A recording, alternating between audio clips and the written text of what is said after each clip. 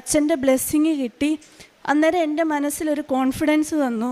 മാതാവ് എന്നോട് പറയുന്നുണ്ട്, നീ ധൈര്യമായിട്ട് പൊക്കോ, നിൻ്റെ പരീക്ഷയിൽ ഞാൻ കൂട്ടുവരും, നിനക്ക് ഉത്തരങ്ങൾ ഞാൻ പറഞ്ഞു തരും. ആ ഒരു വിശ്വാസത്തിലാണ് പിന്നെ ഞാൻ അങ്ങോട്ട് പോയത്. പിന്നെ നടന്ന പരീക്ഷയുടെ സമയത്തെന്ന് പറഞ്ഞാൽ ഹ്യൂറനായിരുന്നു എനിക്ക് കിട്ടാഞ്ഞത്. എന്തൊക്കെയോ ഓഡിയോ കുറേ പോകുന്നുണ്ട്, പക്ഷേ അതിലെന്താ വ്യക്തമായിട്ട് ഞാനൊന്നും കേട്ടിട്ടില്ല. എന്നാൽ ഓരോ ഉത്തരങ്ങൾ എഴുതുന്നതിന് മുന്നേ ഞാൻ കുരിശ് വരയ്ക്കും. മാതാവിൻ്റെ കാശുരൂപം എൻ്റെ കയ്യിലുണ്ടായിരുന്നു. ഈ കാശുരൂപം വെച്ചാണ് ഞാൻ ഓരോ ക്വസ്റ്റ്യനും ആൻസർ എഴുതിക്കൊണ്ടിരുന്നത്. അങ്ങനെ എഴുതിക്കൊണ്ടിരിക്കുമ്പം മാതാവ് എനിക്ക് പറഞ്ഞു തരും, നീ ഇതാണ് കറക്റ്റ് ആൻസർ, ഈ ആൻസറാണ് ശരിയായ ഉത്തരം. അങ്ങനെ പറഞ്ഞു തന്ന് ഞാൻ ആ പരീക്ഷ മുഴുവൻ എഴുതി. വീട്ടിലെത്തിയപ്പോൾ എല്ലാവരും ചോദിച്ചു എങ്ങനെയുണ്ടായിരുന്നു. ഞാൻ പറഞ്ഞു എങ്ങനെയുണ്ടായിരുന്നു ചോദിച്ചാൽ എനിക്കറിയില്ല, പക്ഷേ മാതാവിനെ ഏൽപ്പിച്ചിട്ടുണ്ട്, മാതാവെല്ലാം നോക്കിക്കോളൂ എന്ന് പറഞ്ഞു. അങ്ങനെ അതിൻ്റെ റിസൾട്ട് വന്നപ്പം ഞാൻ ആ മോഡ്യൂൾ പാസ്സായിട്ട് അതിൻ്റെ പ്രോസസ്സിങ് സ്റ്റാർട്ട് ചെയ്തു. ഈ സ്റ്റാർട്ട് ചെയ്യുന്നത് എല്ലാം ഓക്കെ ആയി വന്ന സമയത്ത് നമുക്ക് അവിടുന്ന് ഒരു വർക്ക് പെർമിറ്റ് വരാതെ ഇവിടുന്ന് നമുക്ക് പിന്നെ മൂവ് ചെയ്യാൻ പറ്റിയില്ല. ആ വർക്ക് പെർമിറ്റിൻ്റെ സമയത്ത് എൻ്റെ കൂടെ ഞങ്ങളൊരു 9 പേരുണ്ടായിരുന്നു. ഈ 9 പേരിൽ 8 പേർക്കും ഒരാഴ്ചയ്ക്കുള്ളിൽ പല ദിവസങ്ങളായിട്ട് വർക്ക് പെർമിറ്റ് എത്തി. എനിക്ക് മാത്രം എന്നെ വിളിച്ചിട്ടുമില്ല, എനിക്ക് യാതൊരു മെയിലൊന്നും വരുന്നില്ല.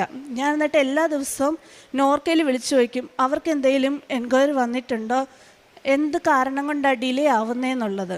പക്ഷേ അവരും പറഞ്ഞു ഞങ്ങൾക്കൊന്നും വന്നിട്ടില്ല, എന്തുകൊണ്ടാണ് ഡിലേ ആവുന്നത് ഞങ്ങൾക്ക് അറിയില്ല എന്ന് പറഞ്ഞു. അങ്ങനെ ഇരുന്നപ്പം എൻ്റെ കൂടെയുള്ളവർ പറഞ്ഞു ചിലപ്പോൾ നിനക്ക് വരാത്തത് ഇനി നിൻ്റെ പ്രോസസ്സിങ്ങിൻ്റെ സമയത്ത് ഏതെങ്കിലും പേപ്പർ വർക്കിൻ്റെ ഇഷ്യൂ ആയിരിക്കും, അല്ലെങ്കിൽ നിൻ്റെ എന്തെങ്കിലും ഡേറ്റ് ഓഫ് ബർത്തോ അങ്ങനെ ഫില്ല് ചെയ്തതിൻ്റെ മിസ്റ്റേക്ക് ആയിരിക്കും എന്ന് പറഞ്ഞു. അപ്പോൾ അങ്ങനെ എന്തെങ്കിലും മിസ്റ്റേക്ക് ഉണ്ടെങ്കിൽ തന്നെ അവർ നമുക്ക് അവിടുന്ന് ഒരു മെയിൽ അയക്കണം, നിങ്ങൾ അതിൻ്റെ കറക്റ്റായിട്ടുള്ള പ്രൂഫ് തരണം, ഇങ്ങനെയൊരു മിസ്റ്റേക്ക് ഉണ്ടെന്ന്. എനിക്കൊരു 1.5 മാസത്തോളം, എനിക്കൊന്ന് 2 മാസത്തോളം കംപ്ലീറ്റ് ഞാൻ വെയിറ്റ് ചെയ്തിട്ടും എനിക്ക് യാതൊരു മെയിലും അവിടുന്ന് വന്നില്ല. അപ്പോൾ എല്ലാവരും പറയാൻ തുടങ്ങി, അവളെന്തായാലും മാതാവിൻ്റെ ഉടമ്പടിയൊക്കെ എടുത്താ, എന്നിട്ട് അവൾക്ക് മാത്രം പെർമിറ്റൊന്നും വന്നിട്ടില്ലെന്ന്. പക്ഷേ അന്നേരവും എൻ്റെ മനസ്സിൽ ഞാൻ പറയും, ഞാൻ പോവാത്ത അല്ലെങ്കിൽ എന്നെ മാതാവ് ഇപ്പം ഇവിടുന്ന് കൊണ്ടുപോകാത്തതിന് എന്തെങ്കിലും മാതാവിനൊരു പ്ലാൻ കാണും. ഞാൻ ഈ നാട്ടിൽ നിൽക്കേണ്ട കുറച്ച് സമയം കൂടെ ഇവിടെ നിൽക്കേണ്ട ഒരു പ്ലാൻ മാതാവിന് കാണും, അതുകൊണ്ടായിരിക്കും എന്നായിരുന്നു എൻ്റെ വിശ്വാസം. അങ്ങനെ ഇരുന്ന് ഞാൻ 3ാമത്തെ ഉടമ്പടി ഇവിടെ പുതുക്കാൻ വന്നു. 3ാമത് ഉടമ്പടി പുതുക്കാൻ വന്നപ്പം എൻ്റെ ഏറ്റവും വലിയൊരു നിയോഗമായിരുന്നു, മാതാവേ എൻ്റെ വർക്ക് പെർമിറ്റ് വരണം. ഇനി വന്നില്ലെങ്കിൽ എല്ലാവരും എന്നെ ഇങ്ങനെ ചോദിക്കും, എന്തുകൊണ്ടാണ് നിനക്ക് വരാത്തെന്ന് എല്ലാവരോടും പറഞ്ഞ് ഞാൻ മടുത്തു. അങ്ങനെ ഇരിക്കുമ്പം ഇവിടെ വന്ന് ഉടമ്പടി എടുത്ത് 2 ദിവസം കഴിഞ്ഞപ്പോൾ എനിക്ക് മെയിലും വന്നു. അതോടൊപ്പം നോർക്കയിൽ നിന്ന് എന്നെ വിളിക്കുകയും ചെയ്തു, വർക്ക് പെർമിറ്റ് വന്നിട്ടുണ്ട്, വന്ന് കളക്ട് ചെയ്തോളാൻ പറഞ്ഞു.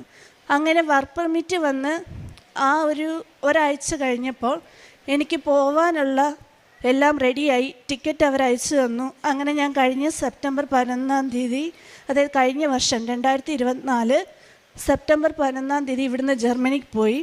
ജർമ്മനി ചെന്ന് കഴിഞ്ഞുള്ള അവസ്ഥയെന്ന് പറഞ്ഞാൽ അവിടെ ചെന്ന് ഞങ്ങൾക്ക് B2 എക്സാം ഇൻ്റർനാഷണൽ എഴുതണമായിരുന്നു.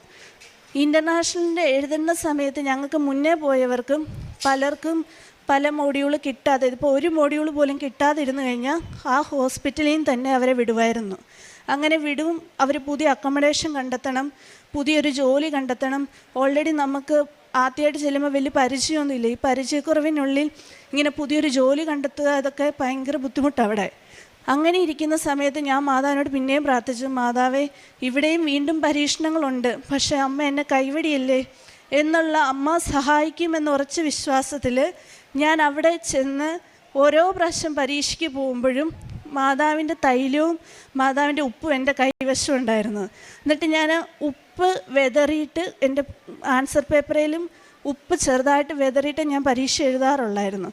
അതുപോലെ തന്നെ മാതാവിൻ്റെ എണ്ണ നെറ്റി കുരിശ് വരച്ചിട്ട് എല്ലാ ദിവസവും പ്രാർത്ഥിക്കാനും മുടങ്ങാതെ രാവിലെയും വൈകിട്ടും പ്രാർത്ഥന ചൊല്ലി, അങ്ങനെ മാതാവ് എനിക്ക് തരുമെന്ന് ഉറച്ച വിശ്വാസത്തിലാണ് ഞാൻ പരീക്ഷ എഴുതിയത്.